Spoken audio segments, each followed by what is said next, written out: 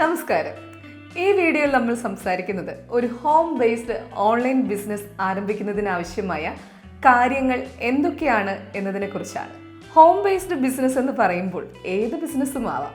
അതായത് നമ്മുടെ വീട്ടിൽ തന്നെ നമ്മുടെ സൗകര്യത്തിനനുസരിച്ച് ഒരു ബിസിനസ് എന്ന രീതിയിൽ ഏറ്റവും നല്ല ഓപ്ഷനാണ് ഏതെങ്കിലും ആഹാര സാധനങ്ങൾ നിർമ്മിച്ച് പാക്ക് ചെയ്ത് വിൽക്കുന്നത്. അതാകുമ്പോൾ ചെറിയ രീതിയിൽ കുറച്ച് ക്യാഷ് ഇൻവെസ്റ്റ് ചെയ്തുകൊണ്ട് തുടങ്ങാനാകും. ഉദാഹരണമായി പറഞ്ഞാൽ പിക്കിൾ അഥവാ അച്ചാറുകൾ, സ്നാക്സ്, ബേക്കറി ഐറ്റംസ് പോലുള്ള നമ്മുടെ സൗകര്യത്തിനും പ്രത്യേകിച്ച് നമ്മുടെ സാമ്പത്തികത്തിനനുസരിച്ച് തുടങ്ങി വലിയ രീതിയിൽ മാറാവുന്ന ബിസിനസ്സുകൾ ആരംഭിക്കുന്നതാണ് നല്ലത്. അത്തരത്തിലുള്ള ഒരു ബിസിനസ് ആരംഭിക്കാൻ എന്തൊക്കെയാണ് തയ്യാറെടുപ്പുകൾ വേണ്ടത് എന്നാണ് ഈ വീഡിയോയിലൂടെ നമ്മൾ വിശദമായി നോക്കുന്നത്. ഒന്നാമതായി, തുടങ്ങാൻ ഉദ്ദേശിക്കുന്ന ബിസിനസ്സിൽ ഏത് ഉൽപ്പന്നമാണ് സെലക്ട് ചെയ്യേണ്ടത് എന്ന് തീരുമാനിക്കുക. ഫുഡ് ഐറ്റംസ് ആണെങ്കിൽ നേരത്തെ സൂചിപ്പിച്ച പോലെ പിക്കിൾ, സ്നാക്സ്, ബേക്കറി ഐറ്റംസ് തുടങ്ങിയവ സെലക്ട് ചെയ്യാം. ഈ 3 പേരുകൾ മാത്രമേ പറഞ്ഞുള്ളൂ. എന്നാൽ ഇതിൽ തന്നെ സ്നാക്സ് എന്ന് പറയുമ്പോൾ അതിൽ എത്രയോ തരം സ്നാക്സുകൾ ഉണ്ടാകും. തുടക്കത്തിൽ നിങ്ങളുടെ സൗകര്യങ്ങൾക്കനുസരിച്ച് ചെയ്യാൻ കഴിയുന്ന 1 or 2 ഐറ്റം സെലക്ട് ചെയ്യുക. മാത്രമല്ല, പാക്ക് ചെയ്ത് വിൽക്കുമ്പോൾ കുറച്ച് ദിവസം കേടുകൂടാതെ ഇരിക്കുന്ന ഐറ്റം ആയിരിക്കണം തുടക്കക്കാരൻ എന്ന രീതിയിൽ എപ്പോഴും സെലക്ട് ചെയ്യേണ്ടത്. ഇത്തരം സ്നാക്സ് ഐറ്റംസ് ഉണ്ടാക്കുന്ന വീഡിയോകൾ ഇന്ന് യൂട്യൂബിൽ ധാരാളമുണ്ട്. അതൊക്കെ കണ്ട ശേഷം ഏതാണ് വേണ്ടതെന്ന് നിങ്ങൾ തീരുമാനിക്കുക. രണ്ടാമതായി വേണ്ടത്, ഇത്തരത്തിലുള്ള ഒരു ഫുഡ് ഐറ്റം തയ്യാറാക്കി വിൽക്കണമെങ്കിൽ ചില നിയമങ്ങൾ നമ്മൾ പാലിച്ചിരിക്കണം. നിങ്ങൾ ചിന്തിക്കുന്നത് പോലെ വലിയ നിയമങ്ങളൊന്നുമില്ല. ഹോം ബേസ്ഡ് ഫുഡ് ബിസിനസ് തുടങ്ങുന്നത് കേരളത്തിൽ വളരെ എളുപ്പമാണ്. എന്നാൽ ചില പ്രധാന ലൈസൻസുകൾ ഉണ്ടായിരിക്കണം. അത് വളരെ ചുരുങ്ങിയ ചിലവിൽ തന്നെ എടുക്കാവുന്നതുമാണ്. ആഹാര സാധനങ്ങൾ നിർമ്മിച്ച് പാക്ക് ചെയ്ത് വിൽക്കാൻ ഇന്ത്യയിൽ ആവശ്യമായ ചില നിർബന്ധിത രജിസ്ട്രേഷനുകളും ലൈസൻസുകളും ഏതൊക്കെയാണെന്ന് നോക്കാം. ഇതിൽ ഏറ്റവും പ്രധാനപ്പെട്ട ഒരു ലൈസൻസാണ് food safety and standard authority of India എന്ന FSSAI ലൈസൻസ്. ഏറ്റവും പ്രധാനപ്പെട്ട രജിസ്ട്രേഷനാണിത്. ഭക്ഷ്യ ഉൽപ്പന്നങ്ങളുടെ സുരക്ഷ ഉറപ്പാക്കാൻ ഇത് നിർബന്ധമാണ്.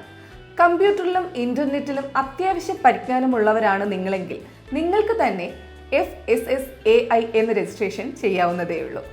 ഇനി അതല്ല, നിങ്ങൾക്കറിയില്ലെങ്കിൽ തൊട്ടടുത്തുള്ള അക്ഷയ സെന്ററിൽ പോയി ചെയ്യാവുന്നതാണ്. ഇവിടെ നമ്മൾ എപ്പോഴും ശ്രദ്ധിക്കേണ്ട ഒരു കാര്യമാണ്, നമ്മൾ ഒരു ഉൽപ്പന്നം നിർമ്മിച്ച് വിൽക്കുമ്പോൾ അതുമായി ബന്ധപ്പെട്ട പാക്കേജിംഗ് ആൻഡ് ലേബലിംഗ് നിയമങ്ങൾ. FSSAI നിയമപ്രകാരം ഒരു ഉൽപ്പന്നം നിർമ്മിച്ച് അത് പാക്ക് ചെയ്ത ശേഷം അതിനു മീതെ നമ്മുടെ ഉൽപ്പന്നത്തിന്റെ പേര് വിവരങ്ങൾ ഉൾപ്പെടുത്തി ഒരു സ്റ്റിക്കർ പ്രിന്റ് ചെയ്ത് കവറിന് മുകളിൽ പതിപ്പിക്കണം. അതിൽ നമ്മുടെ ഉൽപ്പന്നത്തിന്റെ പേര് മാത്രമല്ല ചേർക്കേണ്ടത്, ആ ഉൽപ്പന്നം നിർമ്മിച്ച തീയതി, അതിന്റെ എക്സ്പയറി ഡേറ്റ്, അതായത് ആ ഉൽപ്പന്നം ഉപയോഗിക്കാവുന്ന പരമാവധി ദിവസം അഥവാ കാലാവധി എത്രയാണ്, എന്തൊക്കെ ഘടകങ്ങളാണ് അതിൽ ഉൾപ്പെടുത്തിയിട്ടുള്ളത്, ഉൽപ്പന്നത്തിന്റെ അളവ്, നിങ്ങളുടെ പേര്, വിലാസം, ഫോൺ നമ്പർ, കൂടാതെ FSSAI രജിസ്ട്രേഷൻ ചെയ്തപ്പോൾ ലഭിച്ച രജിസ്ട്രേഷൻ നമ്പർ, ഇത്രയും നിർബന്ധമായും ചേർത്തിരിക്കണം. രണ്ടാമതായി വേണ്ട registration goods and service tax എന്ന് പറയുന്ന GST രജിസ്ട്രേഷനാണ്. അതും നിങ്ങൾക്ക് സ്വന്തമായോ മുന്നേ പറഞ്ഞ രീതിയിൽ അക്ഷയ സെന്റർ വഴിയോ എടുക്കാവുന്നതാണ്. ആമസോൺ, ഫ്ലിപ്കാർട്ട് പോലുള്ള പ്ലാറ്റ്ഫോമിലൂടെ ഓൺലൈൻ വിൽപ്പന നടത്തുന്ന ഒരു ഐറ്റം ആണെങ്കിൽ സാധാരണയായി GST ആവശ്യമാണ്. മാത്രമല്ല, നിങ്ങൾ നിർമ്മിക്കുന്ന ഉൽപ്പന്നം ഏതെങ്കിലും ഹൈപ്പർ മാർക്കറ്റുകൾ, സൂപ്പർ മാർക്കറ്റുകൾ പോലുള്ള സ്ഥാപനങ്ങൾ വഴി വിൽക്കാനും GST രജിസ്ട്രേഷൻ ആവശ്യമാണ്. കാരണം അത്തരം വലിയ സ്ഥാപനങ്ങൾ നിർബന്ധമായും GST ബിൽ ആവശ്യപ്പെടും. അപ്പോൾ GST എടുത്ത ശേഷം ലഭിക്കുന്ന GST നമ്പർ ഉൾപ്പെടുത്തി ഒരു ക്യാഷ് റെസിപ്റ്റ് ബുക്ക് പ്രിന്റ് ചെയ്ത് വെക്കുക.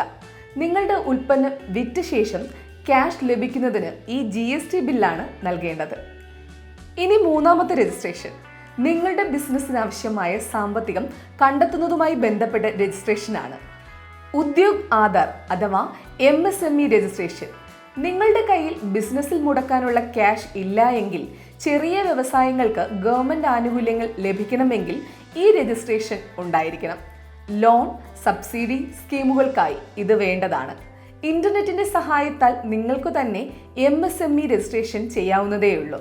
അറിയില്ല എങ്കിൽ മുന്നേ പറഞ്ഞ രീതിയിൽ അക്ഷയ സെന്റർ വഴി രജിസ്ട്രേഷൻ ചെയ്യാവുന്നതാണ്. ഇനി സർക്കാരിൻ്റെ ആനുകൂല്യങ്ങൾ ആവശ്യമില്ലെങ്കിൽ പോലും ഈ രജിസ്ട്രേഷൻ എടുത്തു വെക്കുന്നത് നല്ലതാണ്. ഒരു 100 രൂപയുടെ ചിലവ് മാത്രമേ ഇതിന് വരുന്നുള്ളൂ. ഇത്രയും ലൈസൻസ് ഉണ്ടെങ്കിൽ ചെറിയ രീതിയിൽ ഒരു ഓൺലൈൻ ബിസിനസ് നിങ്ങൾക്ക് വീട്ടിലിരുന്നു കൊണ്ട് തന്നെ തുടങ്ങാനാകും. നാലാമതായി പറയാനുള്ളത്, നിങ്ങൾ ഒരു ഷോപ്പ് എടുത്ത് ബിസിനസ് ചെയ്യുകയാണെങ്കിൽ മുൻപ് പറഞ്ഞ എല്ലാ ലൈസൻസും കൂടാതെ നിങ്ങളുടെ പഞ്ചായത്തോ മുനിസിപ്പാലിറ്റിയോ നൽകുന്ന ട്രേഡ് ലൈസൻസും ആവശ്യമാണ്. ഇത് നമ്മുടെ ബിസിനസ് പ്രവർത്തിക്കാൻ നൽകുന്ന പ്രാദേശിക അനുമതിയാണ്. അത് നമ്മുടെ സ്ഥാപനത്തിൻ്റെ പേരിൽ എടുക്കേണ്ടതാണ്. കൂടാതെ ബിസിനസ് കൂടുതൽ വളരുന്നതിനനുസരിച്ച് നിങ്ങളുടെ പ്രോഡക്റ്റ്, അതായത് നിങ്ങൾ നിർമ്മിക്കുന്ന ഉൽപ്പന്നത്തിൻ്റെ പേരുമായി ബന്ധപ്പെട്ട ബ്രാൻഡ് സംരക്ഷിക്കാനായി ട്രേഡ് മാർക്ക് രജിസ്ട്രേഷനും എടുക്കാവുന്നതാണ്. ഇവിടെ നാലാമതായി പറഞ്ഞ കാര്യങ്ങൾ, അതായത് ട്രേഡ് ലൈസൻസും ട്രേഡ് മാർക്ക് രജിസ്ട്രേഷനും നിങ്ങൾ വീട്ടിൽ വെച്ച് ഒരു ബിസിനസ് തുടങ്ങുമ്പോൾ ആവശ്യമില്ല. എന്നാൽ ആദ്യം പറഞ്ഞ 3 രജിസ്ട്രേഷനുകളും നിർബന്ധമായും എടുത്ത ശേഷമായിരിക്കണം ഒരു ചെറിയ പ്രോഡക്റ്റ് ആണെങ്കിൽ പോലും തുടങ്ങേണ്ടത്. അതായത് FSSAI, GST, MSME എന്നീ രജിസ്ട്രേഷനുകൾ എടുത്ത ശേഷമായിരിക്കണം ബിസിനസ് ആരംഭിക്കേണ്ടത്. ഇത്രയും കാര്യങ്ങൾ ഓക്കെ ആണെങ്കിൽ അടുത്തതായി വേണ്ടത് ബിസിനസ് ആരംഭിക്കുക എന്നതാണ്. അതോടൊപ്പം നിങ്ങൾ ഇത്തരത്തിലൊരു ബിസിനസ് ആരംഭിച്ചിട്ടുണ്ട് എന്ന് മറ്റുള്ളവരെ അറിയിക്കുക കൂടെ വേണം. അതും പ്രധാനമാണ്. അതിനായി സോഷ്യൽ മീഡിയയിൽ പരസ്യം ചെയ്യാം. അതായത് ഫേസ്ബുക്ക്, ഇൻസ്റ്റഗ്രാം, യൂട്യൂബ് പോലുള്ള മീഡിയകളിൽ പരസ്യം ചെയ്യുക. അത് നിങ്ങൾക്ക് തന്നെ ചെയ്യാവുന്നതാണ്. ആവശ്യമായ രീതിയിൽ പോസ്റ്ററുകളോ ചെറിയ റീൽസ് പോലുള്ള വീഡിയോകളോ തയ്യാറാക്കി പരസ്യം ചെയ്യാവുന്നതാണ്. അത്തരത്തിലുള്ള പരസ്യങ്ങളുമായി ബന്ധപ്പെട്ട് എന്തെങ്കിലും സഹായം ഞങ്ങളുടെ ഭാഗത്തു നിന്ന് ആവശ്യമാണെങ്കിൽ സ്ക്രീനിൽ കാണുന്ന നമ്പറിൽ കോൺടാക്റ്റ് ചെയ്യാവുന്നതാണ്. പോസ്റ്ററുകളും വീഡിയോകളും നിങ്ങളുടെ മൊബൈലിലോ കമ്പ്യൂട്ടറിലോ എങ്ങനെയാണ് തയ്യാറാക്കേണ്ടതെന്ന് വളരെ ലളിതമായി 2-3 ദിവസത്തെ പ്രാക്ടിക്കൽ പരിശീലനത്തിലൂടെ മനസ്സിലാക്കാം. അപ്പോൾ ഇത്രയും കാര്യങ്ങൾ മനസ്സിലാക്കിയ ശേഷമായിരിക്കണം ഒരു ബിസിനസ് തുടങ്ങേണ്ടത്. ഇത്തരത്തിലുള്ള അറിവുകളുമായി അടുത്തൊരു വീഡിയോയിൽ കാണാം. നമസ്കാരം.